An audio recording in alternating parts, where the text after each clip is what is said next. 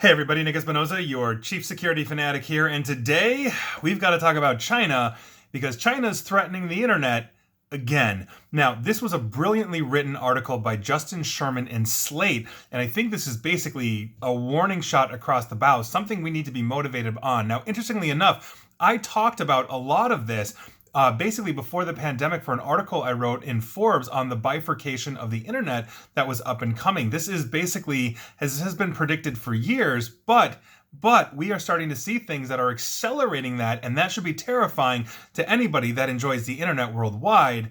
And here we are. So here's what's going on, and I'm going to be paraphrasing or just directly quoting Mr. Sherman's article directly because I think it was just fantastically written. So if you didn't know, since about 2014 or so, China's internet censor, known as the Cyberspace Administration, has held a World Internet Conference where technology companies and government representatives from around the world basically convened to discuss the internet, and where Beijing was promoting its vision for state internet control. They have been doing this through their Belt and Road Initiative as well, bringing internet infrastructure to all of these little vassal states and then teaching these governments like Vietnam, for example, how to actually censor and control their internet, China style. That alone should be terrifying, but now it's getting worse. Now, what was once an event in China is now becoming a formal coalition interested in shaping the future of the internet that you and I use. Recently, Xinhua, a Chinese state news agency, announced that Beijing planned to transform the global conference into a new international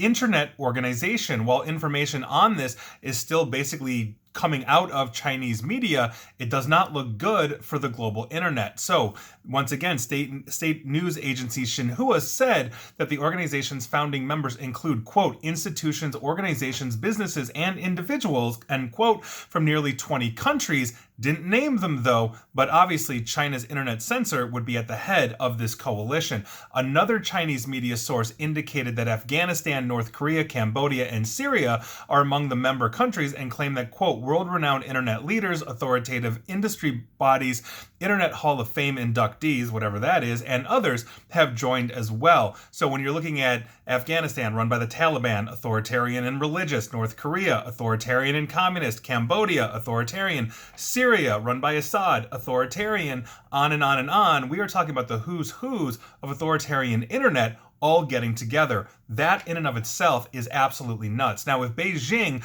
successfully builds and leverages this coalition, the new organization could threaten global technology standards and the global internet itself. Now, to be clear here, forgetting those countries for a second, technology standards and protocols comprise basically an agreed upon set of guidelines and rules for how devices around the world interact. This enables basically your emails to be sent all over the map, your new phone to work on an old cellular network, your HDMI cables you plug into your television.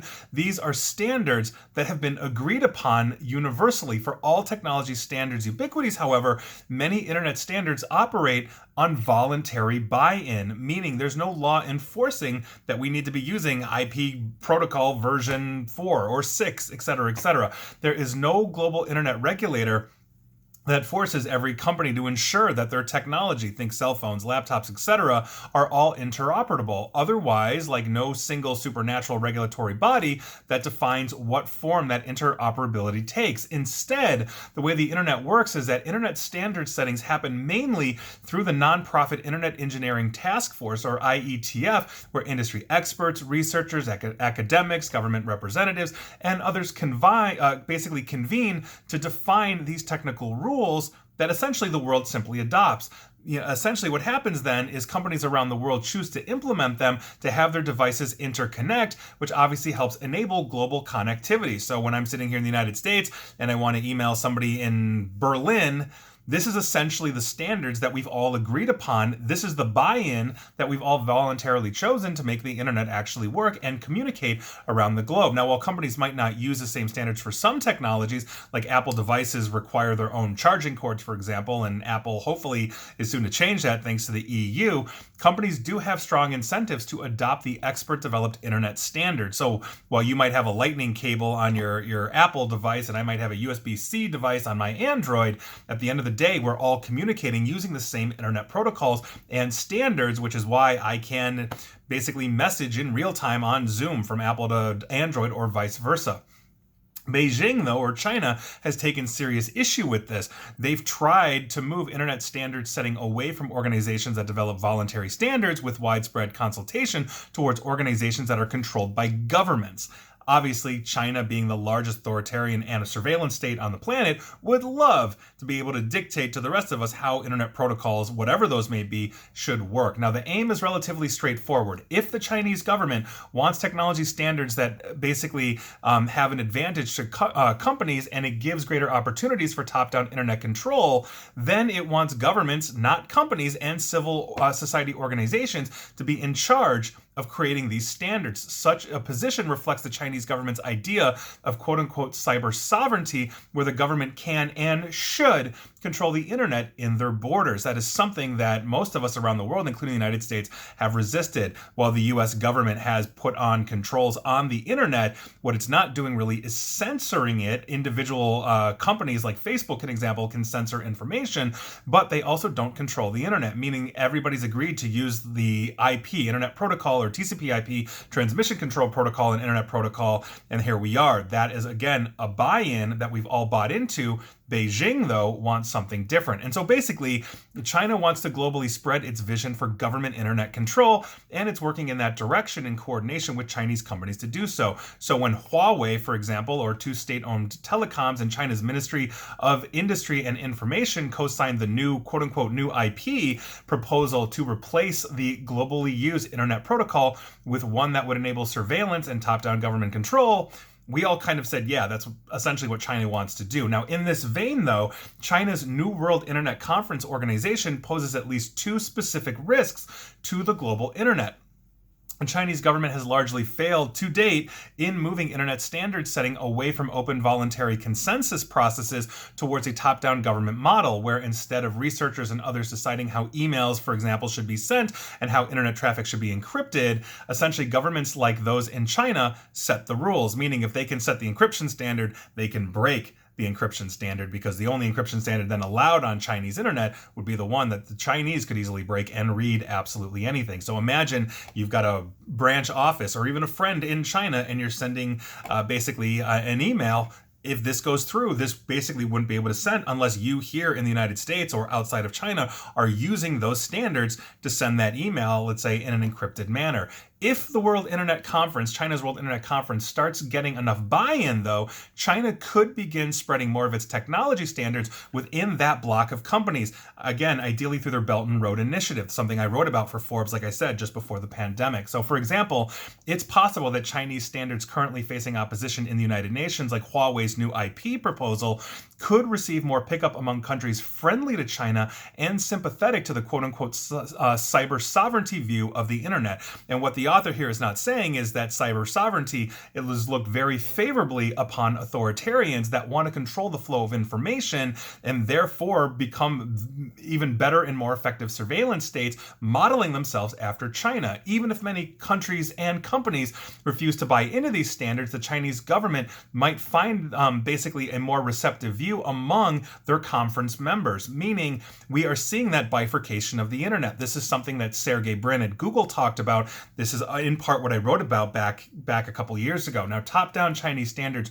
could spread then, and then, so where they would otherwise be shot down by in other internet organizations, meaning they're creating a standard that says, hey, we are creating this new protocol for the world to run on, and most of the world says, yeah, no, but all of their vassal states, their bloc, their Belt and Road Initiative says we're going to do it this way. They might be using the same infrastructure, but now they're applying new protocols, new standards that essentially make it incompatible with, let's say, routing my computer to connect to a computer in China or another one of these multiple countries that might fall in line behind China wanting more authoritarian and surveillance-friendly internet. More broadly, the Chinese government could leverage the New World Internet Conference organization to build coalitions opposed to the free and global open internet. Right now, we have the luxury of essentially being on the same platforms, the same protocols, and obviously there's good and bad in that from, let's say, a security and privacy standpoint, but I have basically the ability for me to pick the encryption system I want to use, and as I'm talking to my office, your office, wherever I'm using a TCP/IP to essentially get that done, as well as other protocols like DNS, et cetera, et cetera. I'm not going to get into technical review here, but if those things start changing, we essentially become inoperable, meaning what has been one big unified, essentially happy internet is now basically going to have that bifurcation that was expected to happen around 2028, and China is working to get that done. This essentially is going to break interoperability, among essentially their members. So imagine being in Europe and let's say, the Eastern Bloc, let's say Russia signs on, let's say Hungary signs on, another country for whatever reason signs on, Austria, I don't know, take your pick, Germany. Well, now basically routing between France and Germany, let's say in the course of doing business, becomes a much more difficult thing. And so this is obviously a huge thing. I think China personally is trying to leverage their economic power, their manufacturing base to say it's going to be our way or the highway. Otherwise, you're going to have a hard time just logging into that server in China to order the next 10,000 parts you need for your superstores here in the United States. Imagine the problems that this would have, not to mention Chinese presences of subsidiaries here in the United States adopting these technologies, and those companies not able to communicate with basically the greater internet except can phone home back to China. That would be a harder time, let's say possibly for surveillance or law enforcement if we think there's espionage, not to mention the fact what would the employees do? So are we now forced to have hybrid systems where, okay, half of our systems can browse the internet, the other half can't? Or are we having both protocols run? So my Windows 10 computer, for example, now is running the standard TCP IP to get to the internet, and now it's running the Chinese internet protocol, whatever that is. What does that do for me? Does that mean I am now less secure because I am required to use a protocol that only allows me to talk to specific countries out there? And does that protocol then allow them in some way, shape, or form to hop onto my computer in some way? Am I susceptible to those kinds of things? These are questions that need to be answered from the cybersecurity and privacy side. But we have a huge problem right now with China essentially dictating what they are trying to turn into is a global massive surveillance state, not just through China itself physically, but through all their vassal states that are basically drinking their Kool-Aid thanks to the Belt and Road Initiative. And there's a lot of authoritarians and autocrats out there that look in China and say, my God, I want that. Well, the rest of us shouldn't, and that's our problem.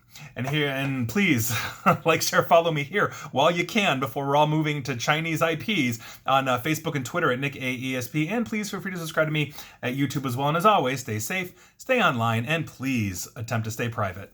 Thanks, everyone.